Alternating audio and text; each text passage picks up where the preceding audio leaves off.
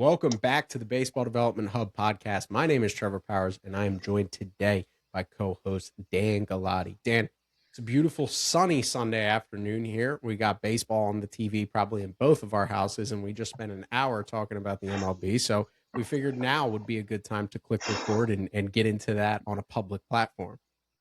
We're really bad at being concise. Yeah. Like we not only do when we get on these do we go too long making our points, but we record two podcasts every time we sit down and try and do one. Yes. And a year ago, that was fine. As of 3 months ago, that stopped being okay in the Galati household. So, Yeah, I start to sweat now. Like I have a little bit of a cold sweat going because I'm like, I got gotta go stuff to help do. out. Yeah, 100%. So obviously a lot going on across all levels of baseball. We're in the thick of college baseball season. We are in now the stretch of Major League Baseball, and a couple different player development stuff that stood out to us from both the coaching perspective as well as the pitching development side. So we definitely want to get into both of those. But Dan, I wanted to take a second here and talk a little bit about our interview that came out last week with Ryan Christian from Ravik Spin Command Balls. And just kind of a week out. I know you haven't thrown or played catch or had any pitchers throw with it, but it kind of ties into the conversation we're going to have today. But, just how awesome of a player development resource that is, and getting our honest opinion in a different platform of being able to talk about how great of a resource that is. So if anybody didn't check out the episode last week and they're like, what are they talking about? I just kind of figured we'd kind of also circle back and give them some plug again, because it's really an awesome product. Yeah, it's a really cool thing. I think if you want to pitch or you have people you're trying to help pitch or just throw, like I don't know, it's just such a cool way to learn how to throw a baseball. So much of pitching, especially as you move up in levels, is trying to toy with stuff to, increase it, increase command, increase stuff. Learn, a lot of times you find yourself at some point in your career having to add to your repertoire to have a tool that gives you instant feedback, and kind of opens up new possibilities for people. We keep kicking it around. We're both very busy, so it probably will never happen. But we keep talking about how we want to go throw it with it and test it out ourselves.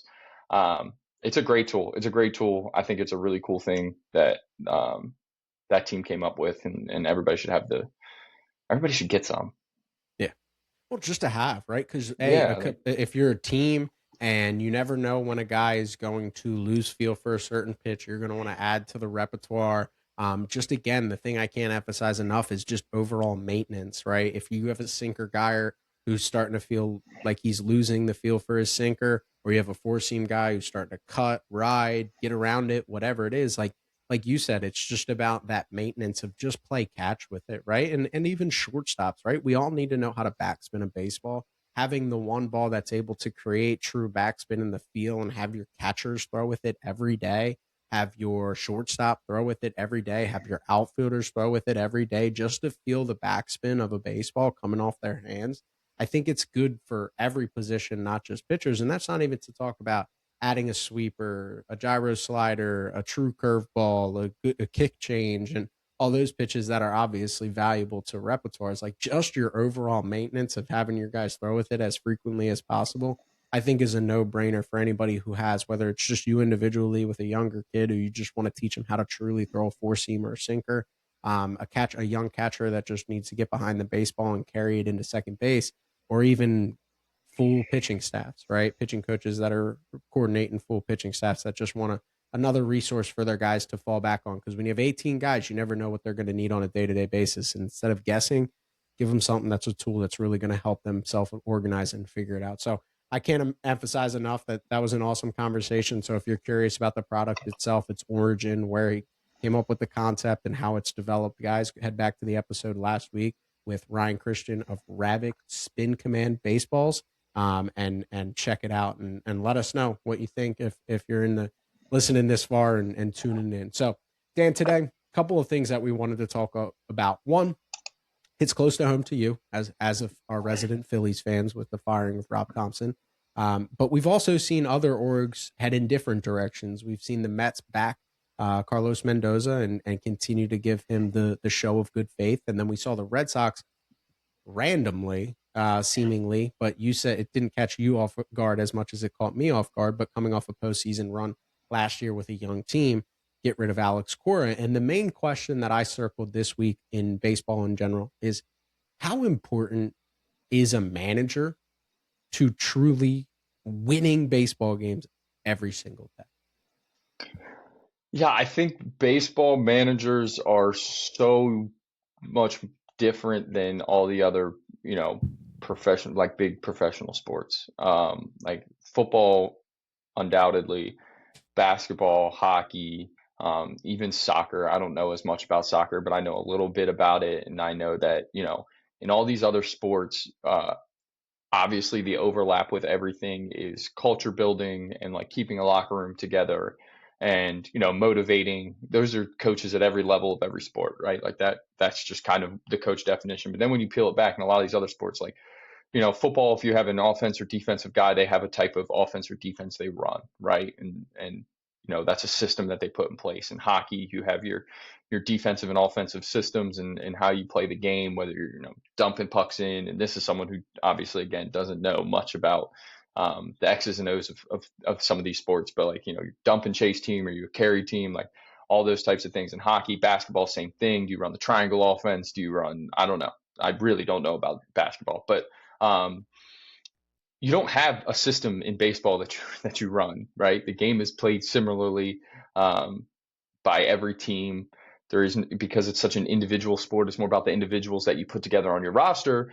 Therefore, what comes down to, with my opinion of this, is like the people who put together the rosters, who build the teams, who build the lineups, who build the pitching staffs, are so much more um, involved in how the wins and losses go in baseball than managers. And obviously, there are of course outliers, and there's situations where managers negatively impact locker rooms. If they're standoffish or if they don't get along with some of their players, if they alienate guys, like if they alienate young guys and you have a young roster, like obviously there's definitely fits, and it matters. But again, a lot of it comes back to culture, and it's your manager kind of needs to know the temperature of his team and what buttons to push, as far as maybe telling guys don't show up to the yard today until 2 o'clock, because maybe guys are pressing too much, or motivating guys to get more early work in, or emphasizing something before a series. It's so much more about taking your clubhouse's temperature and understanding where you're at and being able to keep them level headed and not ride the highs and lows of 162 than it is about any X's and O's, or a lot of time lineup decisions, because your lineup decisions are made by front offices when they put rosters together. And I think that's certainly the case for both of the guys that we've seen get fired in April, which is so rare. But two guys getting fired in April is kind of strange. And I think their hands were tied by the roster makeup. I mean, when your choices are Brandon Marsh or Otto Kemp and Felix Reyes in the outfield, what are you supposed to do as a manager when that's not going well? When your four-hole options are Alec Baum and Adolis Garcia and a 35-year-old catcher, I'm not sure what else you're supposed to get out of them. And I think, as you said, I kind of know more about the Philly situation as I follow it every day, and I'm more inside there. But like, I think it kind of came down to Dave Dombrowski saw a team win 96 games last year. He doesn't feel they're that much different, and he thinks that they should be a 96 win team again. And I think that's completely mismanaging and misreading the entire organization, if that was your read on things going into the year. And I think a large portion of the fan base would agree with me. Yeah, from outside the Phillies perspective, because I'll let you. I agree with you in terms of the roster construction. The team is ultimately just feels like they're worse than they were last year, and to expect them to be any better with the contracts they have, and those are depreciating items in the Bryce Harpers and the Trey Turners of the world, and then you kind of re-up JT Real Muto, which is not something that infuses energy in an organization or a team at 35 years old, when he's caught admirably every day since he was basically 23, 24 years old. So completely agree on that in the roster construction. And I like what you said about culture. And I even think of it as, I think Major League Baseball managers are the most real life leadership examples in all of sports. And that's even outside of college baseball, because in college baseball, there's still a player development aspect of like the off season and the fall a lot of player development in professional baseball is obviously done before guys make it to the major leagues and in their own time in the offseason. You see these guys that quote unquote find something. We don't really attribute that credit to the hitting coach or the pitching coach a lot of times in Major League Baseball. It's usually what that player did on their own in the offseason. So I always said, like, I've always been against really the firing of managers. I've always defended managers. I really actually do. And we'll talk about the Mets exactly. I do kind of like what the Mets are doing because I've always believed that MLB managers are basically glorified vibes coordinators, right? And what, like you said, are you taking the temperature of your team? Do you know how to make sure guys are confident with their chest puffed out, ready to roll? Do you make sure guys understand their role and where they stand in your eyes in the organization's vibe? Are you a good two-way communicator? Are you able to communicate to your assistants so that they can convey a message to the players so that they go up to the plate with a plan? Are you able to communicate with the people above you what you're hearing internally in the locker room and then what they want you to do from a lineup perspective and all of those different, roster construction? And that's the beauty of, like, we look at, like, we say, we blame guys like, Kevin Cash is too analytically driven or these orgs are too analytically driven. And the best compliment I would give him or Pat Murphy or these smaller market teams that have to do patchwork but always seem to be hovering around 90 wins a year is those managers are elite because they're elite at understanding what the organization's mission is, and with each and every guy they know how to communicate what a platoon means, what reliever is supposed to go when, how we're going to run roster construction and lineup construction. And I think those are the managers that truly are the most impressive to me because they are put in such a precarious situation because, of course, the left-handed hitting left fielder that you guys got in the offseason wants to play every day. Brandon Marsh wants to play every day. And if that isn't the organization's overarching goal with that position, they want to platoon him with a right-handed hitter. You have to make sure Brandon Marsh understands where he stands in that. So that's where it comes back to that real life leadership. Like, I think a lot of these guys that are really good, the Dave Roberts of the world, shoot, I'll give Aaron Boone credit because they always play well in the regular season. The Pat Murphys, Kevin Cash is like they could take over a Fortune 500 company and be really good at it, right? Probably they'd know how to communicate. They'd understand how to make, they know people, right? They understand what makes people click. And I think that's where a lot of it comes down to where a manager's value is that right there. Where I'll defend the opposite end of getting rid of them. Sometimes those things, like I think with the Phillies is like, and I've found this myself realizing this a lot more recently, is like you've attributed it to the schedule. And I think there was a timing aspect of when they got rid of them. But sometimes, even for managers that are well liked and good communicators and have good relationships, sometimes like the oh crap, we did this moment of clarity of like we're the reason that guy just lost his job is sometimes a really good motivator for a group of guys. It doesn't always have to be the Matt Williams of the 2013 Nationals where it was basically like a mess, right? Like it was very obviously a mess. They had to get rid of him. Dusty Baker was the perfect transition to a guy that was just feel good vibes guy, going to hold guys accountable. Where it's like, it doesn't have to be 25, 40 guys that hate their manager all the time. Sometimes it's 25 to 40 guys that love their manager so much and they feel so, guilty over the firing and that guy losing his job that they end up playing better post firing because they know they needed to hold themselves more accountable as a group. And that's just where again, like roster construction is number one. It's top dog. It's no question. But if we want to actually dive into what makes a good major league manager, maybe if it doesn't always come with the equal footing of a good roster, it's that ability to just be a real life leader.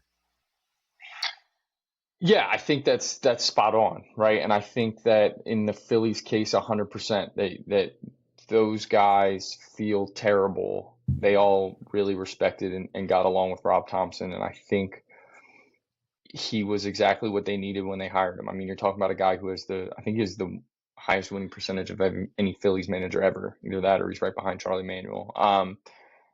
Like it was clearly working, and I think this was more so a wake up call to the roster when they fired him that like, oh shoot, they're not giving us, time to figure it out like we thought we did. Because, the company line kind of throughout the early season had been like, we'll figure it out. We're better than this. We'll continue. And like the losing kept happening. And it was very strategic when they fired him. They fired him before a stretch of the schedule after coming off playing the Braves and Cubs 13 times, two of the best teams in the National League, the best team in baseball right now, record-wise, the Braves and the Cubs, who are one of the best teams. And they have a stretch of a bunch of teams kind of under 500 or hovering right around it, a much more manageable stretch, and it's already paying dividends.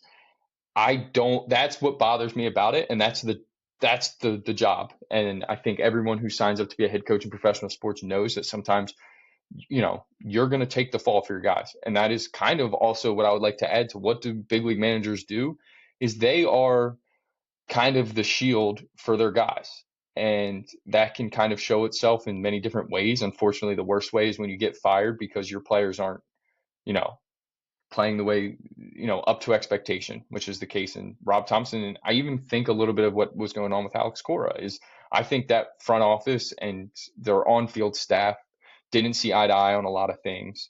And Cora is now on his third executive, which I think is interesting. And I think that kind of rotted the culture a little bit is Cora was kind of continued to be a holdover here, and he wanted more power with that. And he didn't see eye to eye with the front office as much.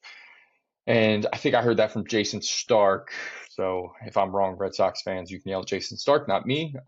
He can handle it much more than I can.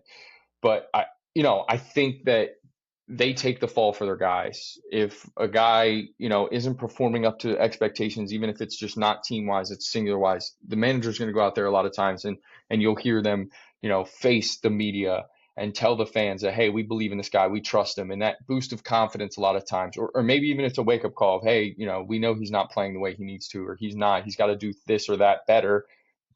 That's kind of what big league managers do. And it goes back to that real life leadership that you talked about, where it is like organization leadership, where you have to, the front office people are kind of the C-suite executives in a big corporation. They oversee all of it. At the end of the day, they are the ones who have to make the decisions. They cut the paychecks, they hire and fire. And the managers are the ones who are the kind of day-to-day operations managers.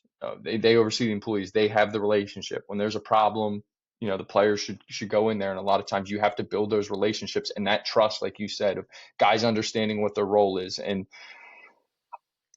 it's not football, like it's not that you can sit there and say to Alex Cora, stop running the ball so much. We need to air it out, or stop airing it out and get back to the ground game and make that philosophical change, and things can change. It's not like you can't tell Roman Anthony to get out of his early season slump. It doesn't just work like that. Like you try and find different answers. You move him in the lineup, right? Yeah. You can't scheme, an easy, screen pass for Roman Anthony to feel good about himself, to get a couple yards and get his confidence rolling. You can't ask the opposing pitcher to, hey, groove to me, that's the equivalent of like the opposing team. You're like, hey, groove him a fastball to like let him, get the feel going. It's not going to happen.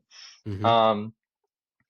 And so, unfortunately, when you exhaust those options, and I think the better organizations, like you said, everybody's on the same page, there's levers to pull so that when you get into a funk like this, you can pull a lever, whether it's a call up of a young prospect that gets, jolts the locker room a little bit, or it's just a guy that you have down there who can, the Brewers situation, Andrew Vaughn last year, like they pulled the Andrew Vaughn lever and they struck gold.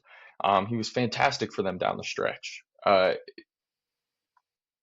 Red Sox and Phillies, unfortunately, didn't have many levers to pull. I think you're seeing the same thing with the Mets, and interesting enough, they're staying with their manager and they're not pulling the one lever they feel that they probably can at this point. Is like, and the oldest adage in baseball is you can fire the manager, you can't fire the players. And the Phillies even tried that, right? They released Nick Castellanos before the season was going, paying him $20 million to go away. They released Taijuan Walker after the series in Chicago. They're paying him $15 million to not pitch there anymore. So they've even tried some of firing the players. But what do you have in the organization to then replace them?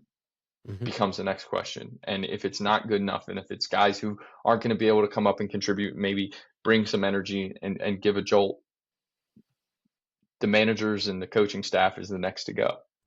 Well, and fan bases, especially in Philadelphia, Boston, and New York, just want somebody at the stake, right? 100%. Like that's what it ultimately comes back down to. And again, like it's funny because of course the stories come out. It's like, Well, Don Mattingly had them out early doing bunt drills and running bunt defenses or anything in general. And so many people are like, well, they weren't doing that, or fans want to blame the previous head manager for not doing that in their mind. And that's eyewash. Like 100%. that's eyewash, right? Like big leaguers, they know how to defend the bunt, right? And maybe it was something, I don't know when this came out. Who did they play before the Marlins? Giants.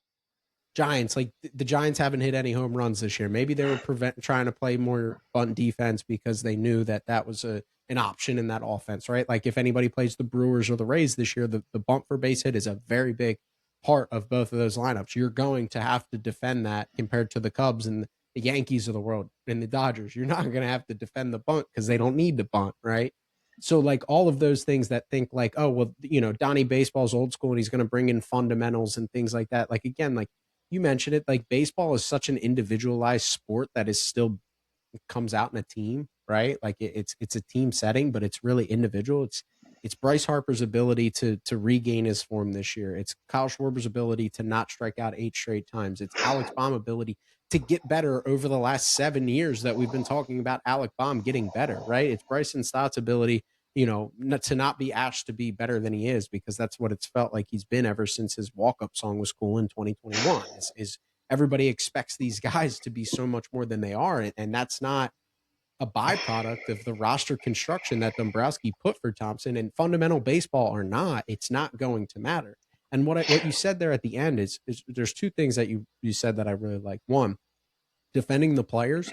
Like Aaron Boone's the best at that. Like you have to give so much credit to him because he sits there and New York fans and New York media just want him to air somebody out all the time. And he never does. He never does. And he defends those guys. And like people are like, oh, he's soft or he's not holding these guys accountable. That's what everybody says.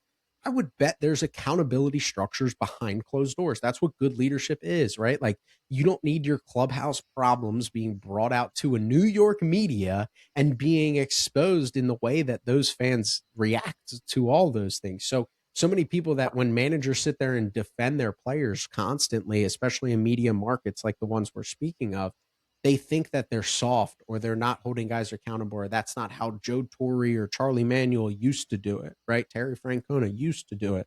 And it's like, that's just not the case. We just live in an environment where like media is on your phone, right? So like you can't just air your guys out maybe like you used to be able to say or mention, because it wasn't a viral video and passed around your locker room within 36 seconds of you saying it. And then you got to go back in there and pick up the pieces for that player that you just aired out. So I think that's a really important value to a manager. But the thing that I really wanted to hit on is, don't you think it's ironic that year in, year out, we talk about the Dodgers and their ability to spend money? They're a well-run organization. Like that's what people don't give credit enough. The Brewers have been drafting in the 20 to 30. They really don't do a great job drafting. They don't do, they're not littered with top 100 prospects, but they have value when they go into the minor league. Well, you talked about pulling that lever. When they go into the minor league well and pull that lever, that guy comes up and it's like, he's good. He's Perfectly ready. fits. It Perfectly fits in the puzzle. Fits. The Rays do the same thing. It fits. They go and patchwork their whole bullpen each and every year, and they patchwork their Griffin Jacks. You're going to be a starter. You're going to fail. You're going to be a reliever. Now we're going to move you back to a starter. I bet he's going to finish in the top 10 of a Cy Young voting in the next 3 to 5 years. I would just bet, just because it's what the Tampa Bay Rays do. Everything seems to happen in lockstep. And what does that tell me is that's an organization that understands from the top down how to communicate all the way through drafting and amateur scouting. Like that's what people don't understand. It's like the Phillies have, let's just use the Phillies as an example because it's frontward facing. Put a lot of money into free agents and then proceeded to draft high school hitter after high school hitter for the last 4 to 5 years. That's not an alignment between Dombrowski and amateur scouting and through development, right? Like, sure, if they would have hit on a Connor Griffin like the Pirates did, right? And he's a big leaguer in 2 years, you would have looked like a genius. You got to draft higher than that, though. 100%. You got to be a top 10. So, there's obviously disalignment, right? The Red Sox, they've been unbelievable on the pitching side in the last few years. Draft identification, development, Peyton Toley's, Anthony Aonson's, even you mentioned the left-handed arm that I'm drawing a blank on who got roughed up yesterday. Connolly early. Connolly early. Like they've done a really good job. Well, what have they not done a really good job on? Their hitters are seemingly getting worse the more years that they spend in the system. That's not alignment.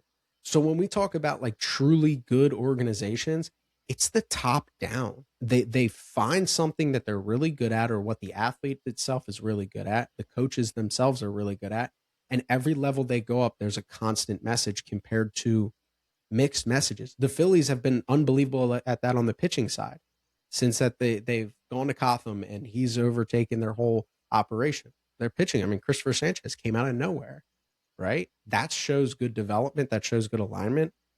When it doesn't happen, when you don't call up these prospects, when you're relying on Otto Kemps and Garrett Stubbs of the world, there's something off about all of it, right? Compared to you see guys like that who go to Tampa Bay and they're like, oh, Jake Fraley's hitting fourth for them every day. It's a bench bat for the last 6 years, right? Like, why is he? Oh, like because something they did identified him, put him in a position to succeed, and he's only facing righties, and it's a good situation to be in.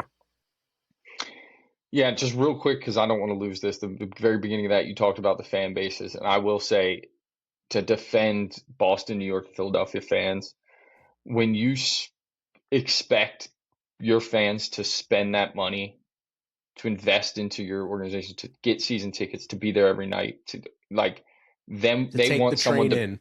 Yep. they want someone to Yeah. blame because like you're wasting their time and they care so much. And sure, it doesn't always come out. Maybe, people want to get upset with fans, but like I get the frustration. Like you spend your hard-earned money, you invest time and energy into, and your hard-earned money, I want to keep saying that, into these teams to go to these games, and ticket prices aren't getting cheaper, and food to eat when you get there. And like you want to blame someone when you're being told one thing and on the field the product is not good. And yeah, people want someone to blame it. Unfortunately, again, that's the manager's duty. And then kind of to your end point there, I just wanted to get that out of the way. To your end point there is like, so many people want to complain about the Dodgers writing checks. And yes, the Dodgers have absolutely wrote ridiculous numbers of checks. But what allowed them to do that is the beginning of this era of Dodgers baseball, which feels like it's now 20 years worth, was the Clayton Kershaws, the Will Smiths, You're not going back further. You're not going Andre Ethier, Matt Kemp, Clayton sure. Kershaw, I mean, you Adrian could do that. Gonzalez Right, trade from right. the Red Sox 2013, I Right, but think. and like that's the other thing, is like they have such a healthy organization top to bottom. It's like they can go spend a ton of free agents, because when you spend that much in free agency, you're getting 1 to 2 positions. You then need to fill in the gaps. And I know people will argue like this year, yes, it's a lot of free agent ball players: Freddie Freeman, Mookie Betts, Shohei Ohtani, Kyle Tucker, yada yada. But like go back, like Max Muncy is a guy no one wanted. Justin Turner was a DFA guy. Will Smith came through the system. Dalton Rushing's right behind him. Looks fantastic this year. So as Will Smith ages out, unlike the Phillies, who had to give JT Realmuto 3 more years, the Dodgers will have Dalton Rushing. Andy Pages is playing center field and playing like one of the best players. He's gotten better as he's come up through the system. Oh yeah, you know who else could be hitting in the middle of their order? Yordan Alvarez. Like Got rid of him. That was a Dodgers discovery. Like he was a Dodger. And like think about all the trades, the guys they've been able to acquire via trade because of how healthy their system is, and they just continue to replenish it. And if you are going to build via free agency on one side of the ball, like the Phillies have, and hand out these long contracts, you better be able to backfill for cheap. And the cheapest thing in baseball is having guys from the farm system. And that's why I've disagreed with their fondness of high school players. Because if you're looking, like, you need these guys to contribute in a very specific window. It's the Bryce Harper, Kyle Schwarber, Trey Turner prime years. Carson Bench would look great. Cam Smith would look great. Like, go through the college hitters that you could have drafted that would be up helping you. Instead, you've taken chances on Whit Merrifield that you've wasted money on. You've wasted money on Max Kepler. You've wasted money on, I don't want to say it's a waste yet, but like you have to now, this offseason again, you're looking at Adolis Garcia to come help you. You had to overextend and pay Nick Castellanos more money because he didn't want to come here in the first place, but you needed to fill that hole. Instead of having college bats that you can go and get that are more polished and ready to go sooner. And to me, a lot of the defense was, well, that guy is blocked. if you were to draft that way, they would be blocked. That's a good problem to have. Mm-hmm. The Dodgers have a lot of blocked prospects and Who have for is the last crying 7 because years. Yeah. our organization is too deep? Is Yes. one of the most ridiculous Mm-hmm. ideas and ways to explain something away that I've ever heard. Like, okay, that's a good thing if you have another first baseman and he's blocked by Bryce Harper. Because if Bryce Harper goes on the IL, here comes this guy. And then shoot, Harper's healthy again. Find a different position for that guy. Or trade him, especially if they hit in the big leagues. Go get a position that you need. Or trade him, right? Like, so I just think that, the best organizations, and to me, the Dodgers are always going to be the gold standard. The only reason they were allowed to spend the billions of dollars that they have is because they've had a healthy organization top to bottom. If they couldn't develop and trade to get other assets and they just paid $700 million to Shohei Ohtani, it would be the It'd Angels. be the Angels. Like, yeah. Well, and I think even people will be like, well, the Dodgers, it's like Brewers. Like, okay, you don't want to hear us talk about how great the Dodgers are from Brewers. They trade their best reliever every year and have a new guy step up. They trade their best starter every year and have a new guy step up.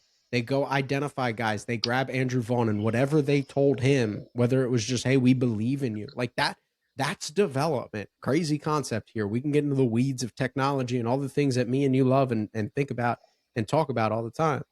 Telling somebody you believe in them, hey, Andrew Vaughn, we think you're a really good baseball player. And in the South Side, you were obviously miserable. That translates to homers. It don't matter how you got there. It doesn't. Nobody keeps tabs on how you got there and deduct home runs away from the prospect because it was done because you just told him you liked him very much and you thought he had the potential to be good. All of those things. The way the Rays and Brewers are running their offense right now. The fact that Chandler Simpson is a super valuable player because he can play the short game and because he can get himself to first base and steal second base, because as other orgs became power infatuated, they became, let's find the next market inefficiency. But they also then, and like what we talked about before, is like then you can also plug in a guy like Junior Caminero into a lineup with guys who do those things and know themselves so well. And it's like, oh yeah, this guy's also going to hit 40. So now they have a balanced lineup. Yep. Yeah. And Yanni Diaz being one of the best hitters and continuing to be one of the best hitters at 35 years old. Again, and just being able to find guys that other teams, I don't want to say don't value, but it's like, how often do we sit here in May with the calendar turning to May and go, how did that org get that guy? Or like that. Not only that, or like, how is that team winning again? Like that, to me, 100%. It's like another one that we haven't mentioned that I think is the most underrated organization in baseball is the Cleveland Guardians. Yes. I know they haven't won a World Series in like ever, but every year you go, they're going to win 90 games. How? Mm-hmm. How do they do it? How do they win 90 games? And they're the same thing. Like Francisco Lindor, we can't pay you. You know, they've had really good players. And you go back all the way to the 90s and look at the mid-90s roster that they had, and it was one of the best rosters I've ever seen, one of the most fun rosters you've ever had. And unfortunately didn't win a World Series, but like all those guys went elsewhere because they couldn't pay him. And like they haven't had that many down years that follow it. They just continue to be a good organization, and part of it is because like the health of the organization, and I think it always has to start, and like shocker coming from me and you, but like player development, identifying talent. Like I don't care how much money you have, because as much as people like the New York Yankees don't get enough credit for it, and like I don't love the roster construction, and I sometimes don't love the type of player that they like, but gosh darn it, they're in the playoffs every year. And like we talk about all the time, like when was the last time the Yankees went and spent a ton of money on a free agent reliever? No, like that is a revolving door. They treat the bullpen like a revolving Aroldis door. Chapman like 10 years ago was the last one, right? And they've traded prospect capital for it, but they do not re-sign those guys. They let them go. Their top three relievers the last 3 off seasons or so are Mets now. They have not cared to spend money to keep those guys because it is just, and their bullpen has struggled this year, but they will figure it out. Like, believe me, especially with the depth that they have in the starting rotation. What they've been able to do with Will Warren, turning Will Warren, who's just like a sinker sweeper guy, into like a legitimate top end rotation guy. It feels Fernando Cruz. Fernando Cruz, Cam Schlittler, identifying him as an 88 mile per hour arm from, because that's where if we want to talk about like the Yankees player ID, like we can get into that side of it where it's like the Yankees actually suck round 1 through 4. They Like really do. George Lombard has been good, right? Austin Wells solid, Volpe fine, right? Big leaguers, that's what you want to know. Volpe's a Let's just problem, but he's a problem. But again, let's talk about this from a draft, scouting and development yeah, standpoint. Making a big leaguer is the goal, right? Whether they become a true. superstar, you don't really put stock in that. It's the fact that from 6 to 20, they just grab guys off the scrap heap, pitchers wise. And next thing you know, these guys are running to the big leagues. Running. We're not talking about just like, he's an okay reliever. We're talking about like starters that are now superstar big leaguers like Schlittler, who was a 8th round pick and threw 86 when he was drafted, 86 to 88 when he was drafted out of Northeastern. Like the fact that they're able to do that, like that's also valuable. The other thing that stood out with their roster construction is like Jose Caballero, Caballero, Caballero. Caballero stepping in for Volpe, and it's like providing value, not in a conventional way. Really good glove. He's gonna run ad nauseum. But More like, so for me, it's their lineup construction and like some of those other points. Like he's yeah, a win, but like there's some other spots in there that I've just not like. But well, that's fine. It's the type of player they kind of like, and that's who they and are. then patchwork and platoon of Med Rosario has a good year with the Nats last year. He's coming in. He's playing against lefties. McMahon was the trade last year. He's supposed to face righties. He struggled. So then like, it's just one of those things where it's like you look at it on paper and you're like, for the Yankees, you're like, there's no A-Rod, there's no Jeter, there's no Teixeira, there's no Posada. Like, and they haven't really chased those guys in recent years. But it goes back to what we're saying. It's like the health of an organization that puts their manager in a good position to succeed is rooted in exactly what we're talking about right now. It's just like being able to identify what you do well, which is like they develop pitchers. Like we're talking about like top 3 to 5 in professional baseball and developing pitchers, right? They know they do that.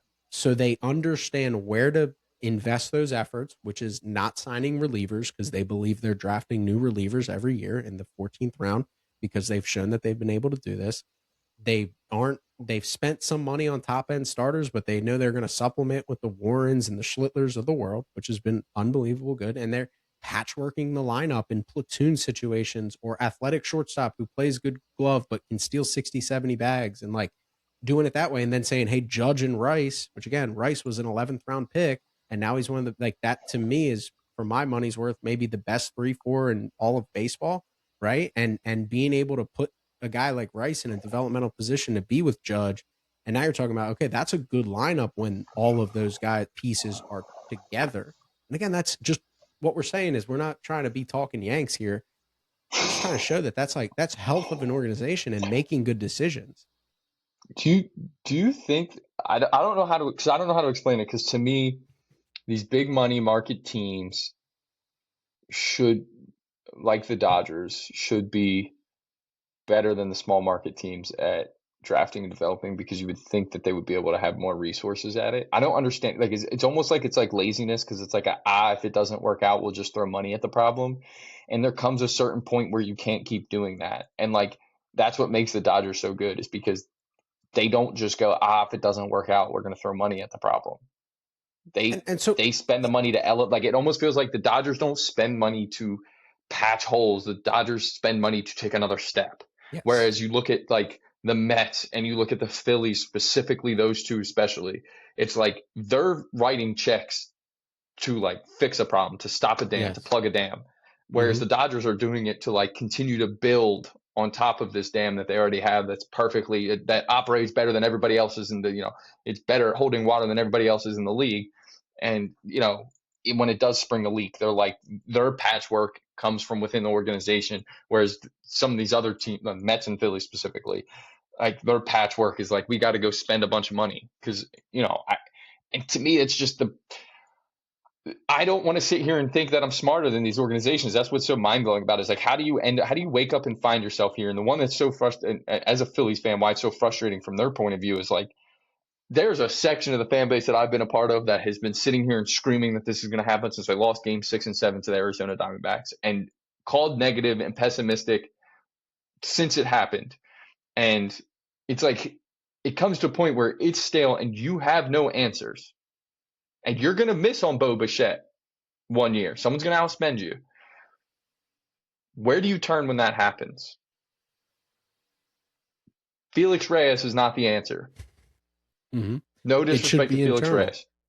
And he's so not the answer. Right. Like, I'm going to say something that, like, again, if you just heard what I'm going to say, it would probably be a very big hot take. And your initial reaction might be, I don't think there's anything as bad scouting, ID, and evaluating. I don't think any org does a bad job at that. They all have invested so much money. correct. The I see what you're difference saying. is development, right? Yeah. Like, But I shocker, also Dan and think I are it's going to like, sit here. I also think, just real quick, because I like where you're going with this point, but I also think it's like understanding what you need in that scouting Yes. and development. Yes, exactly. Alignment between your scouting and your development departments that understand, right?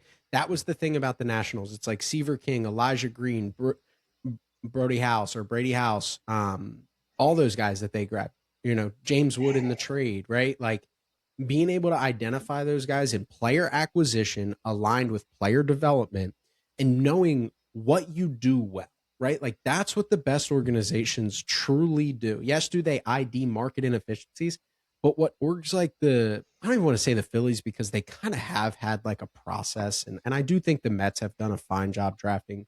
Benj was a great pick in 24, and what he's become has been alignment and development. But these orgs that really struggle and seem to consist, they chase their tail.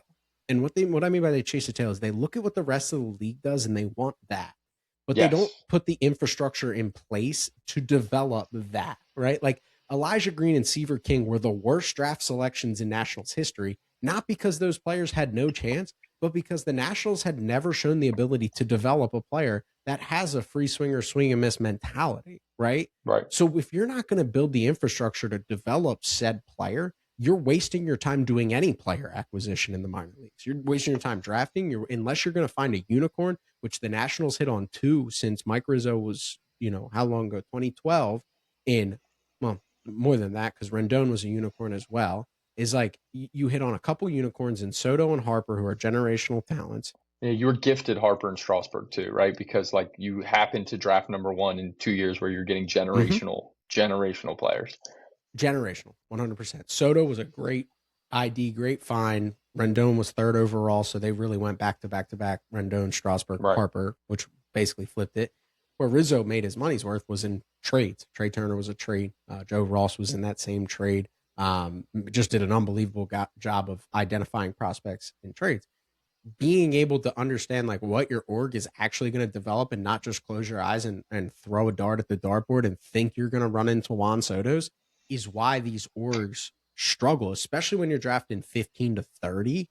Is like, you really have to know what you're looking for in terms of, because unicorns, they do end up in the 20 to 30 range, but obviously it's not as typical as like the Pirates drafting Skeens And Connor Griffin. Yeah. and but at least he was 9 in a really good draft. Like, there was guys Sure, but like after I'm him saying that were top really good, 10, but but top yeah. 10, like if you're in the top 10, it's so much easier. And I think it's interesting because I've never really thought about it this way, but the NFL draft just passed and like the NFL, it's so different because it's like in the NFL, it truly is best player available Yep. because they are going to come in and make an impact immediately. And outside of like, again, we named like three guys in this conversation who like it's impact immediately, right? Like when I think of like Strasburg, Harper, Skeens, those guys don't come around where it's like just put them on the big league roster right now. They're going to be one of the best players. Like that doesn't happen. You have to be able to then develop them and take them through that process of coming from either college at 21 years old or 18-year-old high schooler and walk them through your organization where it's like you need to be more specific to your team needs and not even positionally like we're saying. That's not my point. It's like, oh, we need a right fielder, draft a right fielder. I mean, like, this is the profile of player that we know we can make better and have success in our organization. That's what we need to go and draft.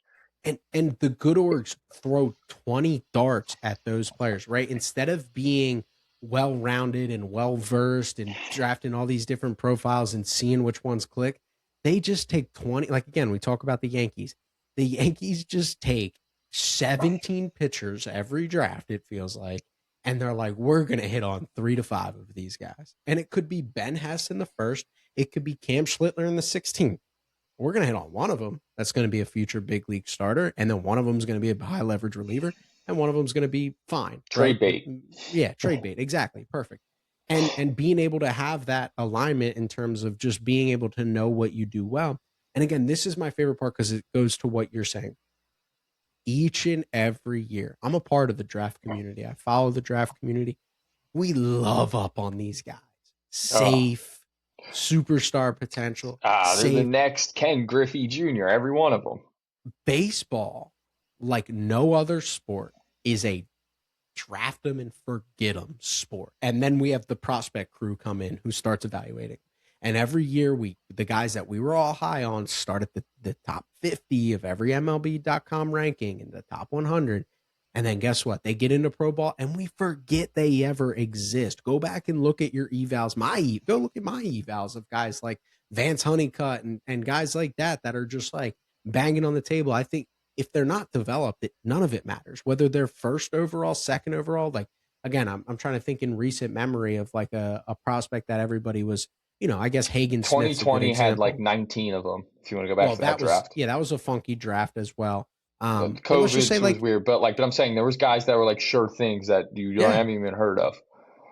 Hagen Smith, like slam dunk, like struggled with walks last year, right? Like, and nobody's talking about him anymore. But when he was in the draft, it was like, oh, he could be a big league reliever today. Randy Johnson, yeah, it's like okay, and like and I don't even want to go negative on the White Sox because they really have done a great job of developing power lefties, similar to him with control issues with the Schultz and the Crochets of the world. But there's something to be said there. And then, again, we were talking about this the other day, the Bryce Rayner versus Konnor Griffin debate. Who's laughing to the bank on that debate right now? The Konnor Griffin side, but there was a legitimate argument that Bryce Rayner was a better player. Yeah, like you said, you show up and see the kid from the high level high school. Yeah. The high level, competition in high school who looks like an absolute, he was created in a lab to play baseball. Who wouldn't draft him, right? Like, of course he's, take him. It's no question. So it's funny because baseball really is, because there is an art to baseball. And there's an art that only player development brings out. Like that's the main thing that I would emphasize is there is an art that only player development structures can bring out. Whereas in football, the Browns can draft Myles Garrett, and he goes on to be one of the best defensive ends in the history of our sport. Right. Because he's a mutant. And you watched him play in college and cover the read option, both sides of the read option himself. And it was like, just take him. I don't care if you have 3 defensive ends already that are stacking everybody. You take that guy. Him. Yep, he's a freak. He's a mutant. Put him in. You take him. Just go ahead, take him. Pin his ear back. Go. Baseball, you can't. Even the best. Adley Rutschman was a shoe-in all-star, and he's been fine as a big leaguer. Shoe-in all-star. He struggled for the last couple years. I don't want to get too much into debate, but I'm going to defend my guy. I like that organization. I think they've done some good things. They've had some trouble. They're interesting because they have trouble once they get to the big league level a little bit, is what it feels like lately. It's almost felt, and like, I do like the Orioles. I do admire their player ID and their player development. There has been a level of, I don't want to say stubbornness, which I guess with the reports that came out this offseason or last offseason with Elias and what was going on, maybe there is some stubbornness. Yeah. But like, they do what I'm just complimenting the Yankees about. So I'll compliment them where it's like, we develop hitters. Let's just go take all the basic whites. Let's just grab them all. I don't care. Right-handed hitter with decent contact skills and some juice in there. Go get them. I don't care. Like, they have 70 clones of Gunnar Henderson, Jordan Westberg, Kobe Mayo, Adley Rutschman, Heston Kjerstad. Like, they just Colton basically Cowser. like if you have a little bit of longer hair and you grew up in the southeast part of the country, you're probably getting drafted and you have good bat to ball skills with projectable power. You're probably a Baltimore Oriole. Yes. So, but like, they've been so almost stubborn that like, you'll hear a lot of pundits that'll talk about, well, the Orioles won't go pitching, and they haven't, but I think they did such a good job on the hitting side that like the pitching just never caught up. Like, I actually think they do a decent job identifying pitchers. It just hasn't had some tough luck as well. And then now they're like at this crossroads where they were winning. They should have a better roster. they didn't want to. That's where it got weird. Was major league pitching development, which Correct. also to the Phillies side of it matters. Like that's what the Phillies have done. Really, the guys get And they've better at done the good with major league minor level. league, and like if you look at Yeah. the Phillies, what they've done in the minor leagues as well, they like the pitching side, and they have, and like that's why it's hard to fully criticize the Phillies because they've had success with high school pitchers. They've had success with some older college pitchers in later rounds as well. They used some for trade bait a couple years ago to get bullpen help at the deadline. It's the offensive thing where it's like just because it works on the pitching side doesn't mean we need to go all offensive on the hit or high school on the hitting side as well.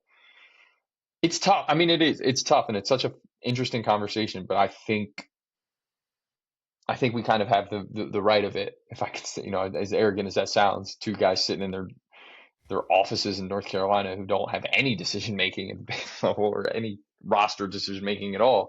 Like it's like know what you do well, what you develop well, what you can have success with, what turns into, because like you said, what's a success in drafting and developing?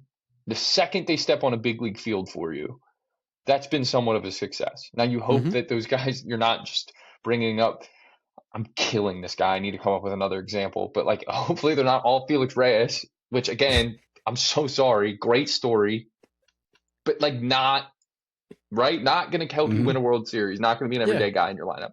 But if you can get those guys and you can, then like that's a win. So if you know what you do well, you know what types of guys work in your organization, you know how to bring that profile of player come along. Well, You should just be yes. every draft. And I think the Red Sox, actually, ironically, I'll give them a little bit of a compliment on the offensive side, are the epitome of that right there. The reason why it's a success if anybody makes the big leagues is because I'm going to give you three blind, and this is just off the cuff, so if I miss by a round or a selection, bear with me, anybody who's listening.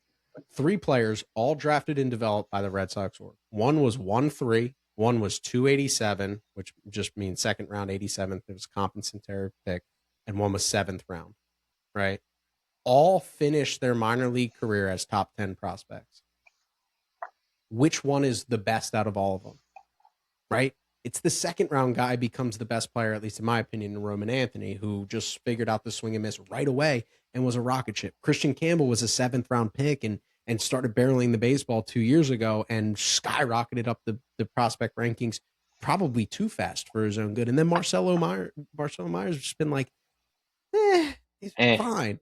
Because like in 1 year, you're going to throw a dart at three guys, and in baseball, it's just weird where it's like, because we don't have a combine and these, scores of these athletics, and that doesn't even matter because of what we just talked about. He's like, random guys blow up in baseball. Yes, do they more times than not come from the top half of the first round? Yes, you'd be stupid to not. But you develop these guys and identify guys that you put in a position to succeed. Random players are going to be 15-year big leaguers. Random. And it's not to get like too, because this could be a whole nother conversation, but like the time you're drafted to the time you're impacting that organization at the professional level is obviously way longer than any other sport. And that's the biggest reason why, in my opinion, because so many things can happen. It's also why like you are going to miss, and like you're going to miss out on Mike Trout. How many teams didn't draft Mike Trout? It's going to happen. So if you ever operate in fear of like, we have to take this guy because what if he's Mike Trout? You're gonna miss. You're going to miss. Yeah. Because a 7th rounder is going to become an all-star, and so you can't operate in fear. Just be so steadfast in what you do well and take the shots at it. Because here's the other part, and the reason why it does become so random, because there's so much time from draft to when you can actually make an impact. Like they're human beings. Who knows what first rounder isn't going to handle being away from home for the first time if he's a high school kid and can't handle the fact that you just handed him $4 million and gets lazy because he's now sitting on $4 million. He's away from home. He's not doing the right things. He's lost the hunger, whatever the million reasons are. Who's going to deal with the injuries? Because it's, we're talking about in 2 years, a lot of injuries can happen. It can be a freak thing on who handles their development better in the offseason on their own, where they're used to having been in a college program with a guy like Matt Hobbs standing over their shoulder telling them exactly what they need to do. Well, now that you're getting a call once every 3 weeks in the offseason if you're a top-rated prospect, because if you're lower on that list, you're getting a call maybe once or twice by your organization in the offseason. Well, who then is like, well, screw it, I'm just going to go work at Annie Ann's, sling pretzels at the mall because I have no money. I'm a broke minor leaguer, and I'm going to miss my lift and throw 3 times a week. You don't know. Like, so you have to, like, to me, again, that's why it's like you're saying, like, know what you do well and just throw 20 darts at it every summer. Mm-hmm. And does it really matter if the round 1 guy turns into a nothing more than a maybe a bench bat who has a cup of coffee in the big leagues, but the 19th rounder becomes a cornerstone in your organization? Wait, when you look back at their careers, do you care? No. Because a genuine question, right? Like, maybe you do because you invested more in the guy in the top of the draft, and that can be a problem for your owner or whatever. But to me, it's like I wouldn't care. Okay, well, we hit on our 2nd round guy, our 15th round guy, and our 18th round guy. Great, I got 3 from the draft who are going to be everyday big leaguers. Mm-hmm. We're rolling. Yeah, 100%. I mean, fun future podcast episode, and we'll save it for the All-Star break. We'll go through each player and look at where they were drafted and see how many All-Stars were first rounders. Again, the majority of them are going to be. There's no doubt about that. But I don't think that, I think people would be surprised because in football, like, your Pro Bowlers are your top Typically. draft picks. Typically, Yeah, I mean, and maybe the first 3 rounds even, right? Yeah. Mm-hmm. More so. It's like, again, Freddie Freeman was a 78th overall pick. It's like Cal Raleigh, I'm pretty sure, was a 3rd rounder, right? Like, right. And played college baseball and was a good college baseball player. He was at Florida State and everything, and just like struggled in the Cape Cod, so fell in the draft. And it's like that guy became a stud big leaguer. Like, it's like you're never, like, looking at the 2025 All-Star, it's like, you know, Glaber was a big money sign. Vlad Jr. was a big money sign. Jose Ramirez came out of nowhere, right? Like, who would have thought the 5'9" kind of pudgy kid was going to be one of the best players we've ever seen? Jacob Wilson, top 10 pick. Javier Baez was top 10. He was a high school kid. Like, you just go through the list, and it's like there's guys all over the place that come from all different experiences and backgrounds that you don't have to be a top 10 pick to be a big league all-star, and they're random. Yes, the higher you draft, the more likely you are. But again, look at the Nationals the last couple of years. Like, Sans Juan Soto trade, be a nightmare of an organization. Nightmare. Oh, they'd be in such bad shape. I can't even imagine. That guy was really good. I mean, say what you want about his drafting and development. That kid could trade for prospects. Really not good wrong. At trade for prospects, and he did it his whole career. And it saved his job probably 7 times. That's true. He would have been fired in 2011. It wasn't for half of the deals he made. So, future podcast episode. What trade did he miss on? He missed on a trade with the Dodgers. Ruiz and Gray. Yeah, now, Gray was a lot of injury things. And Josiah Gray. But that was a year and a half of Trey Turner and a half a year of Max Scherzer on both expiring contracts. So, and Trey Turner was unbelievable with the Dodgers. With the Dodgers, that wasn't the point. That wasn't the.